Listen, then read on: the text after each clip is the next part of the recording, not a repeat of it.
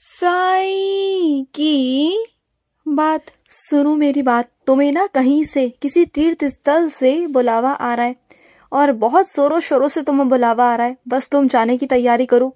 तुम्हें उस तीर्थ स्थल पर जाना है जहां पर बड़े बड़े लोग ना जाकर नतमस्तक होते हैं, जिनकी मन्नतें पूरी होती हैं, जहां से झोलियां भरती हैं, जिस दरबार से सबकी जिंदगियां पलट जाती हैं। बस उसी दरबार में तुम्हें बुलाया जा रहा है, क्योंकि तुम ना मेरे बहुत प्रिय बच्चे बन चुके हो, बहुत प्रिय, और इस कारण तुम्हें भी वहां पर बुलाया जा रहा है। हर किसी को वहां का बुलावा नहीं आता। तुम बहुत खुशनसीब हो कि तुम्हारे कानों तक मेरा निमंत्रण पहुंचा है। उनका निमंत्रण आया है तुम तक, खुद से चलकर आया है और उन्होंने तुम्हें बुलाया है। तुम्हें बहुत परेशानी है ना, बहुत सारी चीजों की। तुम्हारे घर में नशा है, तुम्हारे घर में बहुत सारी बंदिशें हैं, तुम्हारे घर में बरकत नहीं है, तुम्हारे घर में सुख शांति नहीं है, तुम्हारे घर में बीमारियां हैं। वो सारी खत्म होने वाली हैं, सारी। बस उस दरबार में चले जाओ। अब देखो, उन्होंने तो तुम्हें बुला लिया, लेकिन अब तुम्हारा काम है जाना। देखो, तुम्हें उद्यम तो करना पड़ेगा, खुद से थोड़ा प्रयास करना पड़ेगा जाने का। तुम ये नहीं कह सकते कि अब मैं नहीं जाऊंगा, या मेरे पास ये नहीं, वो नहीं, समय नहीं। तो ये सब बहाने मत मारना, क्योंकि वहां पहुंचने के बाद ना अच्छों की जिंदगी पलट जाती है, अच्छों के जीवन में परिवर्तन आ जाता है। तो तुम्हारे जीवन में भी परिवर्तन लाने के लिए ही तुम्हें वहां बुलाया गया है, क्योंकि तुमने इतने शिद्दतों से मेरी पाठ पूजा की है, मेरे से प्रार्थना की है, तुमने इतना कुछ कर रहे हो। तुम्हारी अघोर तपस्या, तुम्हारी इतनी तपस्या, कठिन तपस्या देख करना मैं और महादेव खुश हो गए हैं, तुमसे बहुत खुश हो गए हैं। और तुम्हें वहां से बुलावा आ रहा है, जाओ, भागते हुए जाओ, रुकना मत। इस बार ना तुम्हारी किस्मत रुकेगी नहीं, तुम्हें भागकर जाना है और वो सब कुछ प्राप्त कर लेना है। बस वो तो तुम्हें देने को तैयार बैठे हैं, तुम बस जाओ और जाते ही बिछ जाना उनके आगे, झोली फैलाकर। देखो कितने खजाने भरते हैं वो तुम्हारे। इस बार तुम नहीं रुकोगे और ना मैं तुम्हें रुकने दूंगा, समझ गए ना। इस बार तो तुम्हें मिलकर रहेगा। तुमने बहुत बार खो लिया, बहुत बार तुम्हें मिलते मिलते रह गया, लेकिन इस बार तुम्हें मिलकर रहेगा। तुम बस जाओ, मैं हूं तुम्हारे साथ। और सुनो मेरी बात, अगर रोज रोज एक ही काम को रोज रोज करोगे और हर बार करोगे तो तुम तो परेशान होगे ना। तुम क्या, हर कोई परेशान हो जाएगा, हर इंसान परेशान हो जाएगा। तुम्हें लगता है ना क्या रोज की जिंदगी, रोज वही काम करना, रोज वही सुबह उठना, खाना बनाना और अपने दफ्तर जाना, वहां से वापस लौट के आना, कुछ भी अलग नहीं है जिंदगी के अंदर, और सब कुछ वैसा ही चल रहा है। और तुम ना बहुत उकता गए हो इन सब चीजों से। तो सुनो, अगर उकता गए हो ना तो इसे ठीक तुम ही कर सकते हो। तुम ही थोड़ा सा चीजों को आगे पीछे कर लो। देखो, जिस समय पर जो चीज करते हो उसे उस समय पर मत करो, थोड़ा आगे पीछे कर लो और कुछ चीजों को अपनी जिंदगी में जोड़ो। जैसे कि तुम्हारे शौक, जिन चीजों को करना तुम्हें अच्छा लगता है, तुम्हें घूमना फिरना अच्छा लगता है, तुम्हें नृत्य करना अच्छा लगता है, तुम्हें संगीत गाना अच्छा लगता है, तुम्हें जो मन करता है ना वो करो। कुछ मेरे बच्चों को तो अच्छा पकवान बनाना अच्छा लगता है, कुछ को खाना अच्छा लगता है। तो तुम्हें जो मन करता है ना, तुम ऐसा कुछ ना हर दिन कुछ ना कुछ अलग सा किया करो, जिससे तुम्हारा मन प्रसन्न रहेगा। और जो काम तुम्हारे हैं वो तो देखो करने हैं ना, वो तो जिंदगी का तुम्हारा एक हिस्सा है। अगर तुम घर के काम करते हो तो घर के काम भी करना जरूरी है, इससे तुम्हारे परिवार चलता है। और अगर दफ्तर का काम है तो वो भी करना बहुत जरूरी है, जिससे तुम्हारी जिंदगी चलती है मेरे बच्चे, जिससे तुम्हारी जरूरतें पूरी होती हैं। तो तुम उसमें तो बदलाव नहीं कर सकते, लेकिन अपने चीजों में कुछ चीजों को जोड़कर और कुछ चीजों को निकाल करना, अपनी जिंदगी में संतुलन तुम ला सकते हो। समझ रहे हो ना मेरी बातों को?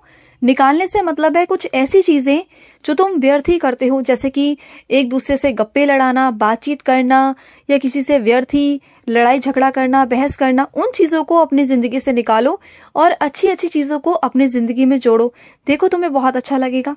और सुनो, किसी के आंसू पोंछना भी मेरी सेवा है, और तुम ये अक्सर करते हो, ये मैं देखा है मैंने तुम्हें। तुम दूसरों के जो आंसू पोंछते हो ना, जो किसी के लिए कुछ कर नहीं पाते हो, तुम्हारे अंदर इतनी क्षमता नहीं है, तुम्हारे पास इतना आर्थिक नहीं है स्थिति कि तुम किसी के लिए कुछ कर सको, लेकिन फिर भी तुम दूसरों की मदद पता है कैसे करते हो? उसके आंसू पोंछकर, उसको सुनकर, उसका दिल हल्का कर कर, उसे सलाह देकर, उसे अच्छी सलाह देते हो और उसे हमेशा मेरा रास्ता दिखाते हो तुम।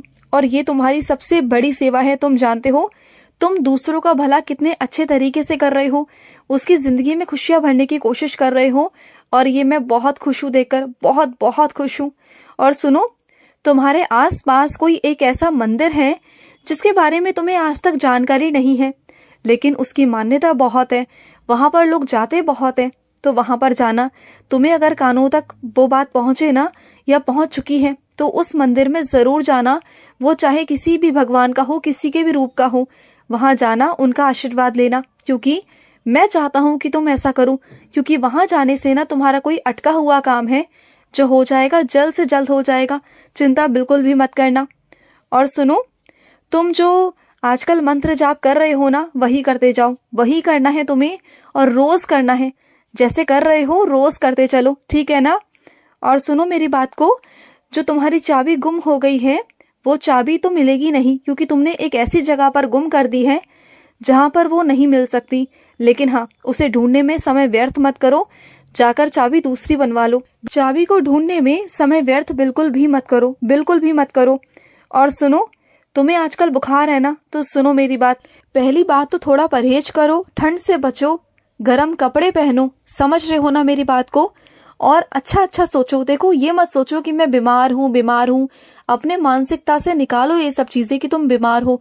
तुम बीमार नहीं हो, बस तुम्हें थोड़ा सा बुखार है, और वो भी चला जाएगा। समझ रहे हो ना।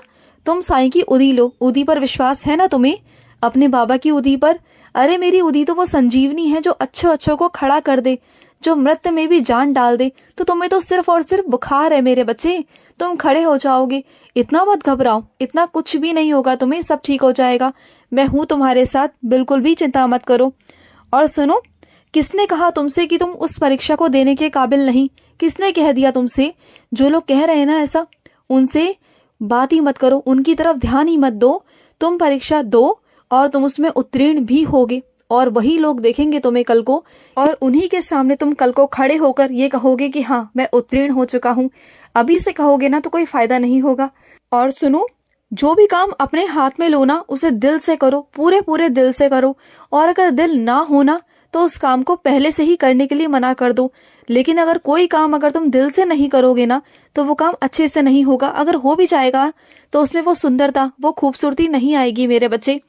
अगर किसी काम को हाथ में लेते हो, दिल से करो, अच्छे से करो, तो उसमें ना खूबसूरती आएगी, उसमें तुम्हारा मेहनत दिखेगी, उसमें तुम्हारी जो झलक है ना, जो चीजें हैं वो उभर कर आएंगी, खूबसूरती झलकेगी मेरे बच्चे।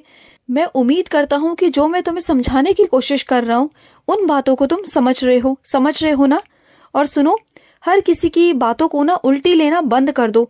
तुम क्या करते हो, चिड़चिड़ा इतना है तुम्हारे अंदर, इतना चिड़चिड़ापन, इतना गुस्सा आ गया है कि किसी की सीधी सीधी बातों को भी ना तुम हमेशा उल्टा लेते हो, हमेशा गुस्से में जवाब देते हो। ये क्या तरीका है मेरे बच्चे, क्या तरीका है? अगर कोई तुमसे प्यार से बात कर रहा है तो उसे प्यार से जवाब दो ना, वो भी तो तुमसे प्यार की उम्मीद रखता है। हाँ, अगर वो तुमसे बात करता है तो इसका मतलब ये तो नहीं ना कि उसकी कोई गरज है तुमसे, वो तो बस प्रेम के भाव से तुमसे बात करता है, तो उसे जवाब दिया करो ना। ऐसा क्यों करते हो तुम, उसका दिल क्यों दुखाते हो तुम? ऐसे किसी का दिल नहीं दुखाते मेरे बच्चे, नहीं दुखाते हैं। तुमने ठंड की वजह से योगासन करना बंद कर दिया है, तो बंद मत करो, उसे चालू रखो। क्योंकि अगर बंद कर दोगे ना तो तुम्हारा शरीर ढल जाएगा। बल्कि सर्दियों में योगासन करना बहुत जरूरी है, टहलना भी बहुत जरूरी है।